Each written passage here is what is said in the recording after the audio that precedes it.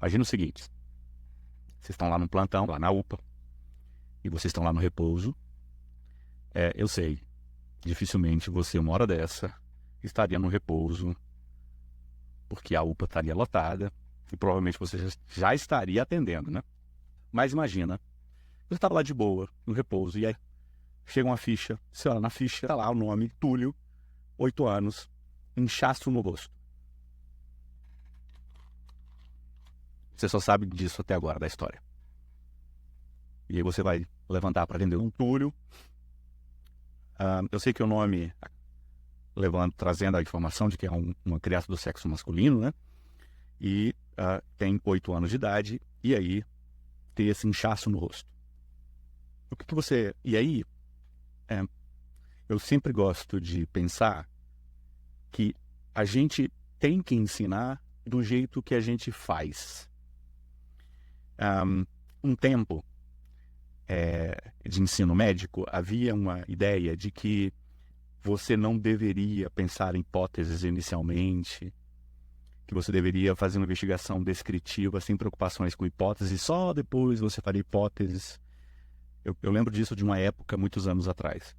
E a gente não faz assim. A nossa capacidade de resolução de problema depende de formação de hipóteses cada vez mais precoces. Então, na hora que chega, você já imagina o que você vai encontrar. Aliás, você deve imaginar o que vai encontrar. Então, voltando ao caso, você está lá na UPA, chega uma ficha de atendimento dizendo que você tem que atender uma criança de 8 anos, do sexo masculino, chamada Túlio, que foi levada até a UPA por causa de inchaço no rosto. O que você pensaria primeiro? O que vem na tua cabeça primeiro? Ok?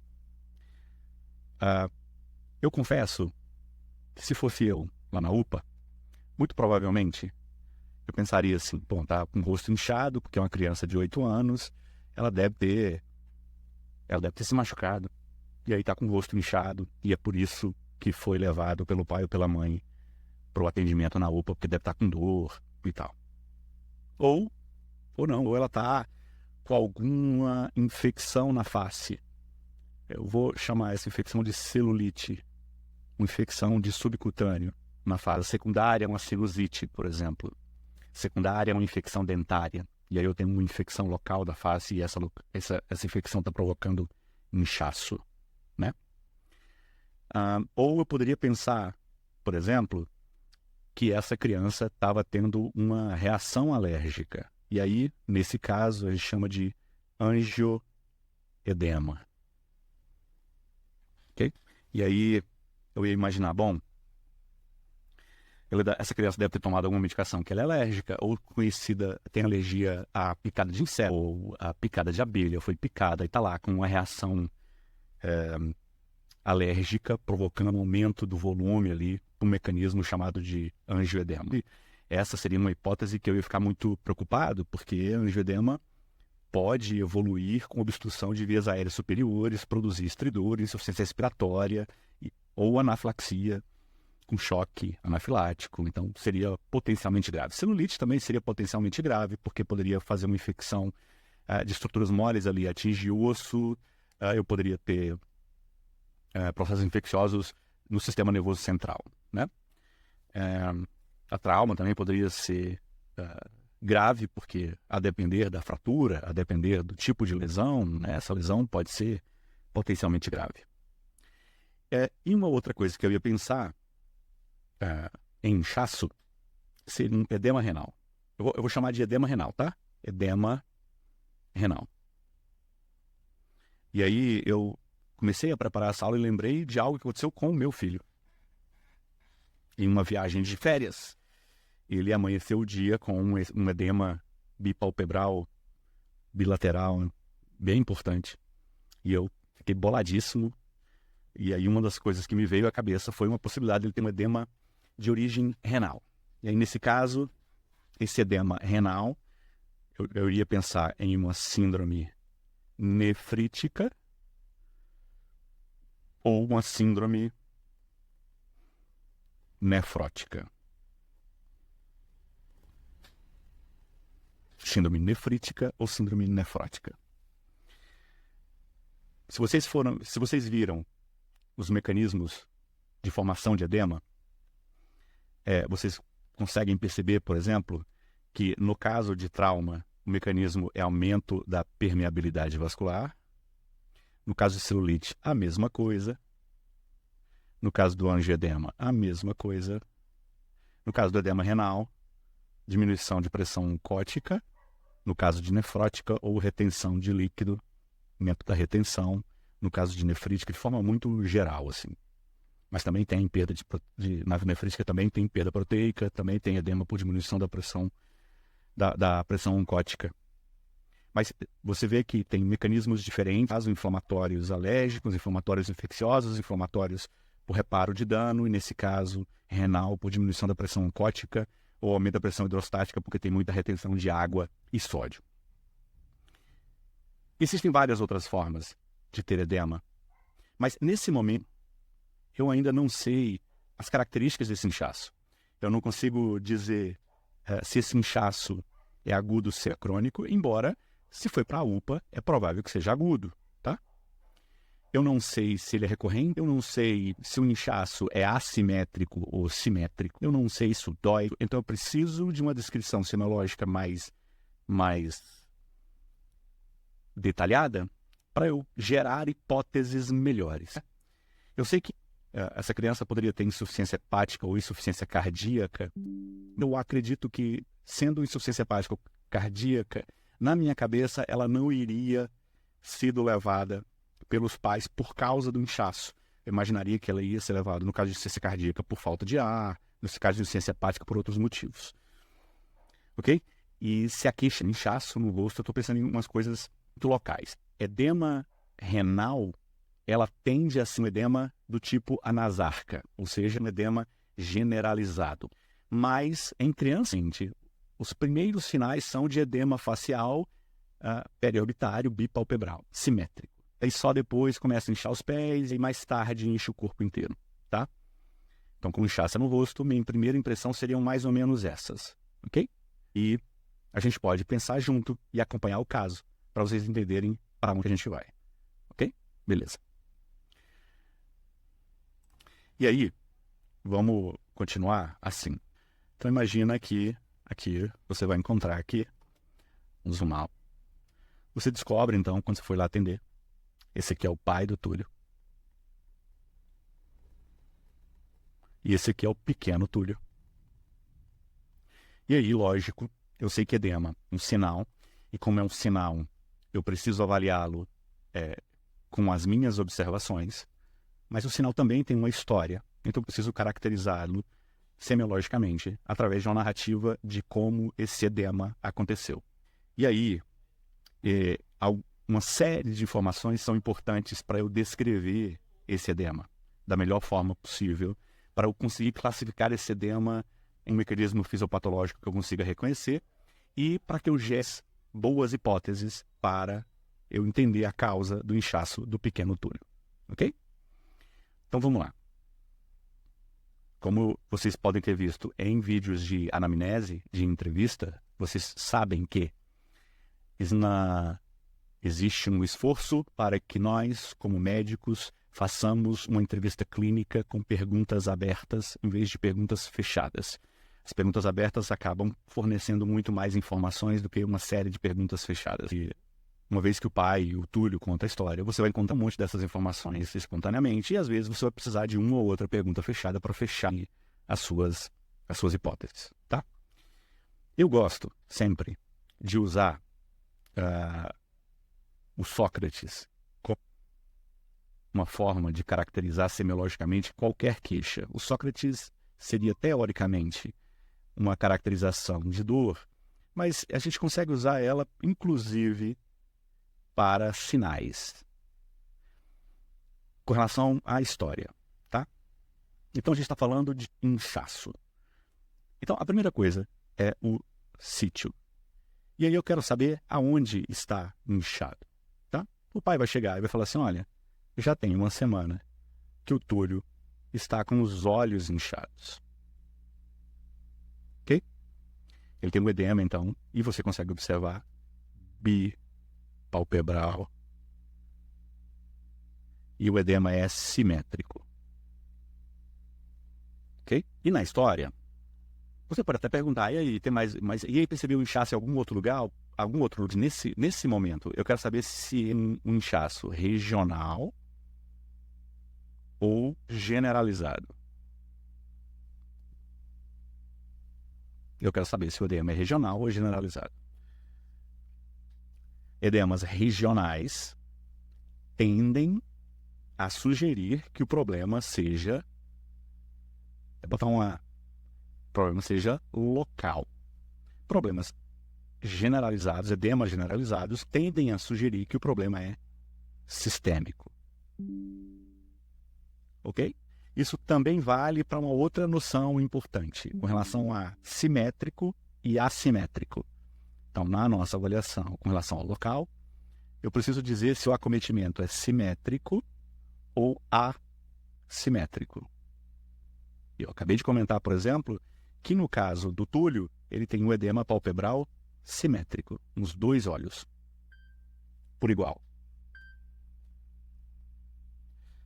E também tem uma noção. Edemas simétricos costumam ser sistêmicos e edemas assimétricos costumam ser locais. Ok? Então, por exemplo, quando a gente falou aqui daquelas nossas hipóteses, aqui, o trauma costuma ser assimétrico.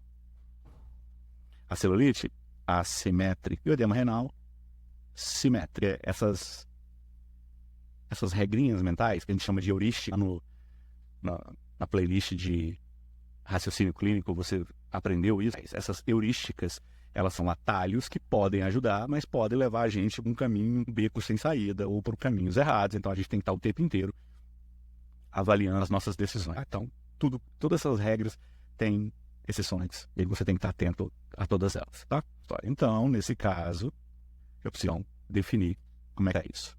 Outra coisa que eu preciso saber é como é que foi o início, se foi súbito, abrupto, foi gradual. Eu preciso caracterizar o edema, e você que é de característica. E aí, nesse caso, a gente vai falar basicamente disso na hora que eu for examinar. Então, isso aqui é exame físico local, porque quem caracteriza o edema vai ser eu. E aí, nessa hora, eu preciso saber se o edema dói ou não dói, se o edema faz ou não faz cacifo, se a pele, aonde está edemaciado, tem alteração, se está vermelho, se tem aspecto em casca de laranja, e assim vai. A questão da irradiação, nesse caso, não se aplica aqui em edema, mas aqui tem uma coisa que seria associação com outros sintomas e sinais. Certo? Outros sintomas e sinais. E aí você vai conversar com a família na expectativa de que você encontre sintomas e sinais associados a essa edema bipalpebral que me indique onde é que possa estar o problema. Um exemplo seria, se esse edema fosse generalizado, você perguntar sobre dispneias, palpitação, dor no peito, como manifestações de uma insuficiência cardíaca, por exemplo. Tá?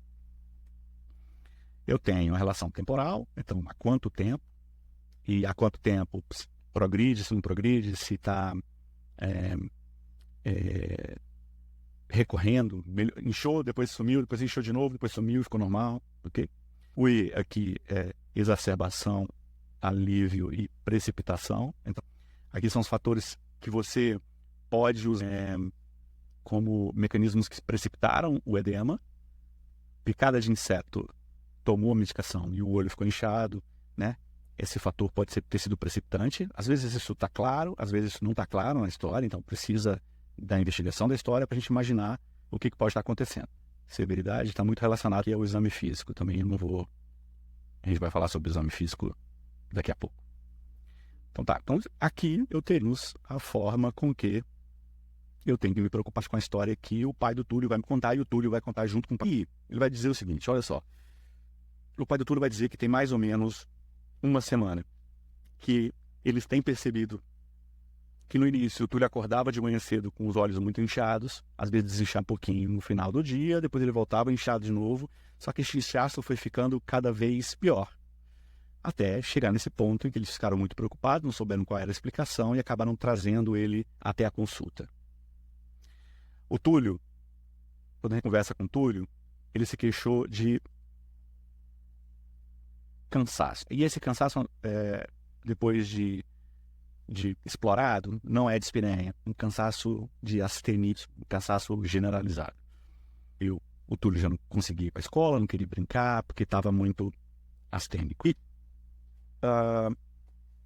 além disso, o pai percebeu, hoje, quando foi trazer ele, e o pai vai contar para você o seguinte: eu percebi que a urina dele está espumando muito. E a urina dele está espumando muito. Ok? Bom, então aqui agora a gente tem um edema agudo, simétrico, que parece que teve uma progressão de pior ali, no início meio súbito, mas que vinha piorando, associada a uma astenia e a uma urina espumosa. Com esse pedacinho de história, já dá para a gente voltar àquelas hipóteses iniciais e a gente pensar assim, será que é síndrome nefrótica? Será? Por quê? Estou falando em síndrome nefrótica. Você não viu a urina, o pai descreve o que ele viu, ele chamou a atenção dele que a urina está espumando muito, então você imagina que talvez essa urina muito espumosa seja secundário, um excesso de albumina na urina, um excesso de proteína na urina. E aí ele tem uma proteinúria em excesso. Vocês vão ver lá o vídeo de fisiopatologia de síndrome nefrótica, a gente explica isso. E aí uma proteinúria em excesso, eu tenho que pensar em síndrome nefrótica. Então não dá para dizer que é urina de proteinúria, porque eu preciso quantificá-la, isso é um sinal, eu preciso de uma quantificação. Eu preciso pelo menos que eu tenha um examezinho de fita. Hoje é mais difícil da gente encontrar, mas eu usei, quando eu na residência eu usava muito, eu tenho umas fitinhas coloridas, e se molha a fita no xixi e aí muda de cor. Aí você consegue colocar se tem 1, 2, 3 cruzes de proteinúria na urina e você pode dizer assim, olha, essa urina está com excesso de proteína. Bom, então voltando para a história aqui de novo. Aí nessa hora eu pensei, bom, urina espumando pode ser proteinúria em excesso, pode ser síndrome nefrótica, tá? Continuando a história, ele conta um detalhe que chama atenção. O pai do Túlio conta que há 2 semanas atrás,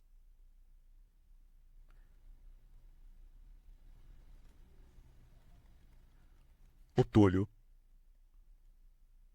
se queixou de dor de garganta mais febre. Há 2 semanas anteriormente. E depois melhorou, ele ficou bem, e há 1 semana ele começou a ficar inchado. Essa informação do Túlio pode indicar a possibilidade de uma síndrome nefrítica. Síndrome nefrítica.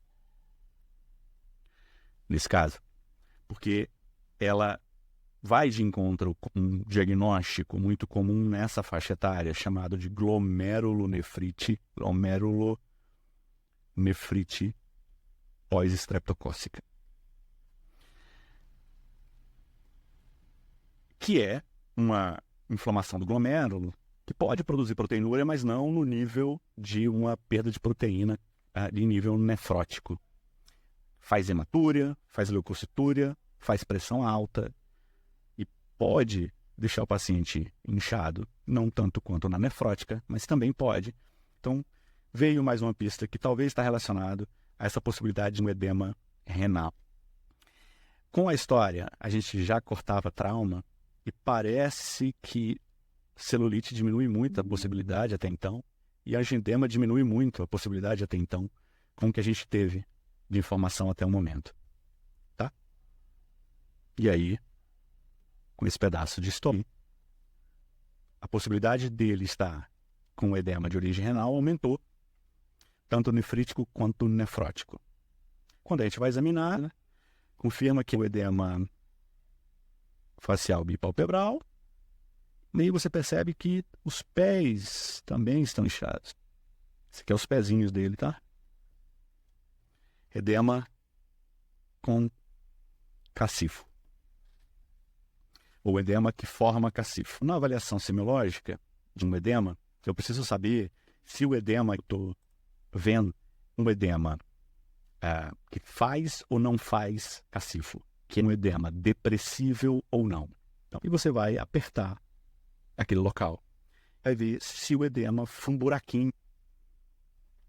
Se o edema fez um buraquinho, esse é o edema com cacifo, tá? E aí você vai ver que ele tem um edema nos pés. Então, além do edema bipalpebral, eu tenho edema nos pés. Se eu tenho agora edema facial, o edema nos pés, a possibilidade dessa causa do edema ser sistêmica aumentou absurdamente. É muito provável agora que eu estou diante de um paciente. Um paciente que tem um edema cuja causa produz efeitos sistêmicos. As pistas de início do edema facial e urina espumando muito chama a atenção da gente para um rim doente. Vamos botar assim, um rim doente.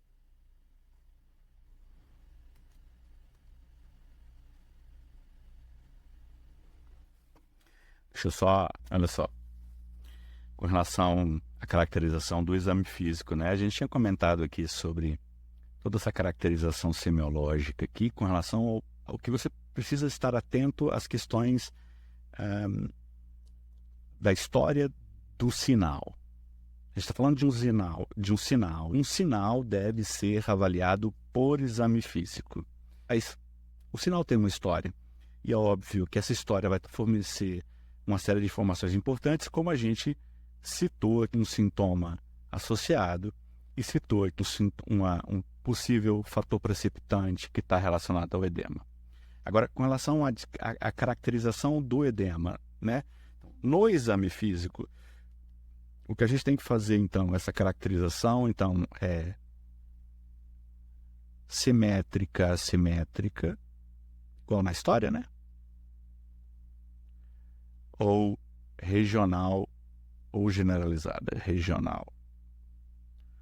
Generalizada. Para a gente ter uma ideia de onde que vem o problema, né? E aí você tem a formação do cacifo, né? E aí eu tinha comentado, a formação do cacifo é um edema mais mole, um edema mais duro não faz cacifo, e aí é importante lembrar edemas que tem muita proteína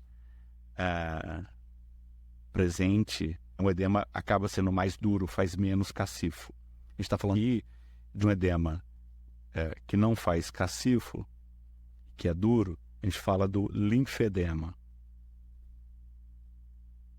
O edema mais duro, que não faz cacifo, porque ele é rico em proteína.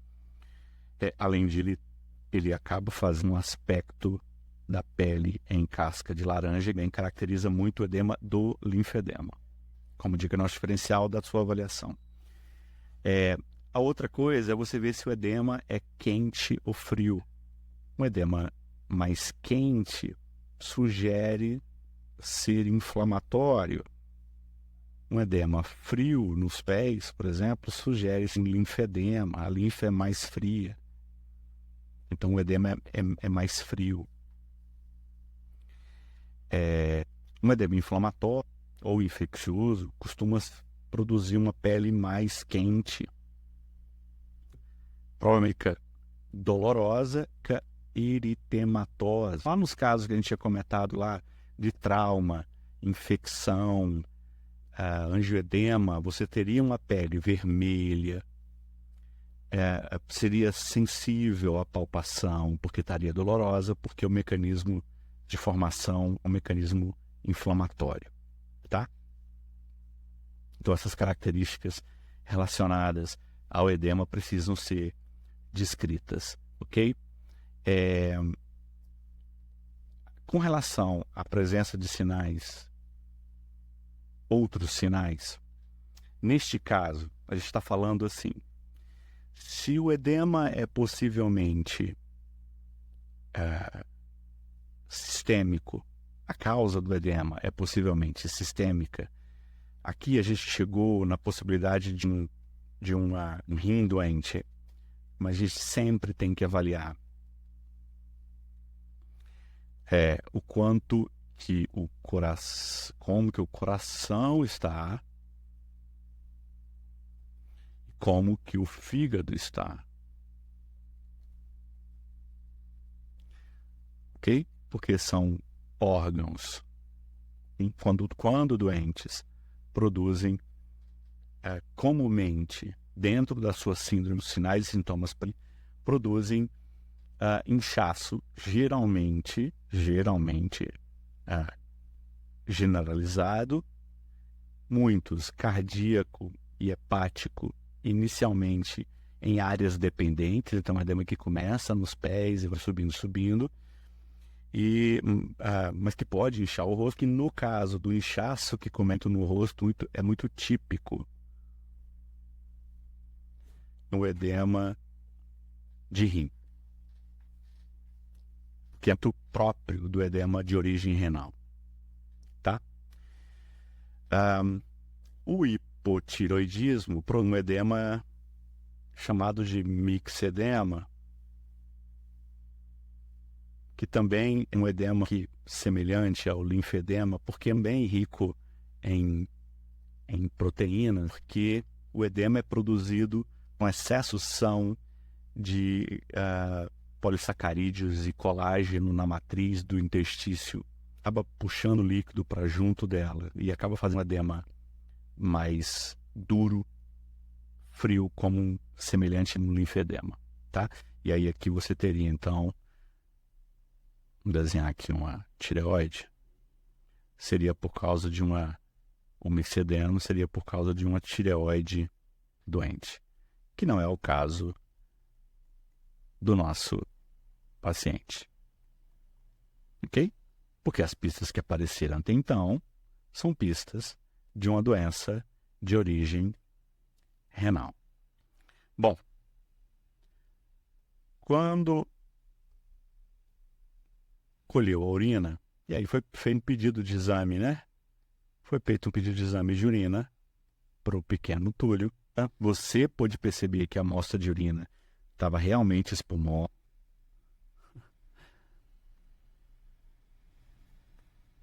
Você viu que estava inchado, te chamou a atenção e você percebeu. Aí sim, o sinal, tá? É um erro muito comum na nossa formação, na nossa avaliação semiológica, a gente confundir sintoma com sinal. Aí a pessoa fala, nossa, o xixi está espumoso. Urina espumosa é um sinal clínico. A melhor pessoa para avaliar a urina e dizer que ela está realmente excessivamente espumosa e tal, é a gente, né?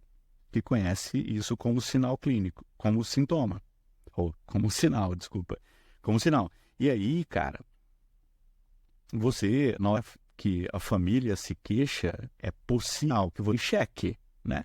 Você colhe a amostra de urina e você veja a urina no vaso e que você colha a urina e você meça a quantidade de urina que está lá presente. Então você colheu a amostra de urina, não tinha hemácia nenhuma na fita, mas 3 cruzes de proteína presente no teste de fita de urina. Mais uma pista agora de exame complementar que sugere fortemente a possibilidade de uma origem renal e agora com a possibilidade dessa origem renal de ser uma síndrome nefrótica. Ok? No caso de proteinúria em síndrome nefrítica e nefrótica, tem relação com a quantidade de proteína. A síndrome nefrótica, ela produz uma proteinúria em que eu preciso fazer uma urina de 24 horas e nessa urina de 24 horas ela tem que estar mais do que 3,5 gramas por dia de proteína presente na urina. Ai, meu Deus, está na minha frente, agora que eu vi. 3,5 gramas. No caso de uma criança, um cálculozinho, ele tem que estar maior do que 40 miligramas por metro quadrado de superfície corporal por hora. E aí eu tenho o que a gente chama de proteinúria em níveis nefróticos. Ok? Beleza. E aí ele fez alguns exames laboratoriais. E aí, nos exames laboratoriais, o cálcio aqui também, e esse cálcio está um pouquinho baixo. Mas eu vou fazer o comentário daqui a pouco. E aí, no exame dele, você via que a albumina, o exame de sangue, que ele no primeiro momento, né, a proteinúria vai ter que colher a urina de 24 horas para poder fazer o cálculo e tal. Não ia conseguir chegar ao resultado, mas chegou a albumina e a albumina estava baixa. Geralmente a albumina vai entre 3,5 e 4,5 gramas por decilitro, ou miligramas por decilitro. Chequem aí, por favor. Eu não lembro exatamente se é grama por decilitro ou miligrama por decilitro. E aí estava 2,4. Então eu tenho uma albumina baixa. Então a possibilidade de eu estar diante de uma síndrome nefrótica ficou muito grande. Eu sei que a criança está perdendo muita proteína na urina e eu sei agora que esse inchaço presente na história dele é por causa dessa albumina baixa. Porque quando eu tenho uma albumina baixa, o que vai acontecer é que aqui é o capilar. E aí o que vai acontecer é que se a albumina está baixa aqui, isso significa uma queda da pressão oncótica. E menos pressão oncótica faz com que os fluidos vazem para o interstício.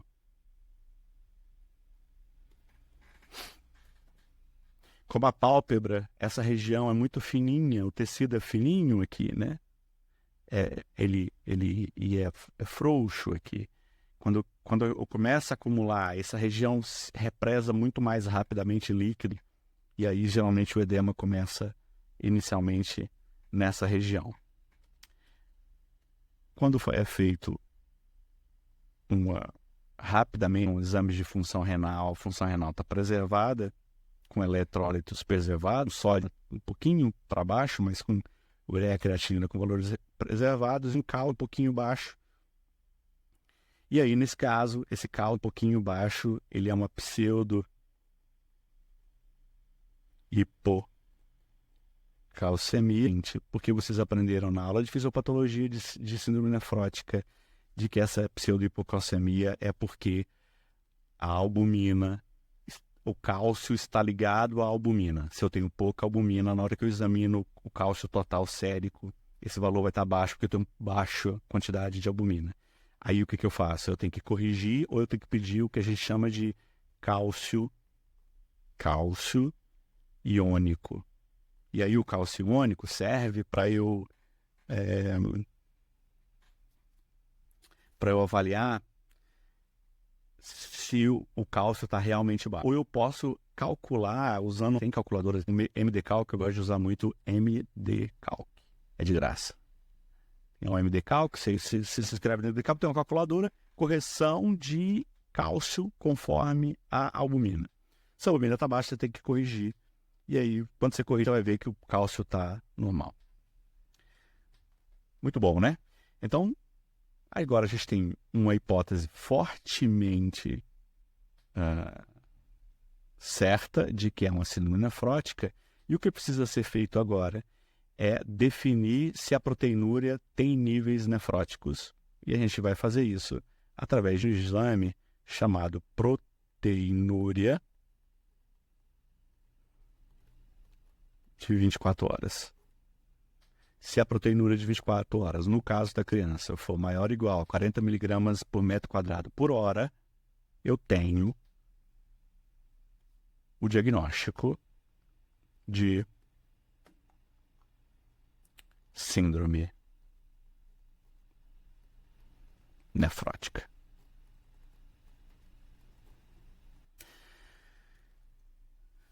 Eu não sei se eu fui lento demais, fui rápido demais. Vocês podem julgar aí depois. Eu acho que a gente tem que ter aulas de cada caso em específico separadas, assim, para a gente poder acompanhar o raciocínio, né? Talvez o raciocínio possa ter sido um pouco rápido demais para algumas pessoas ou lenta demais para outras pessoas. Não importa. O importante é vocês terem seguido comigo até o final. Valeu!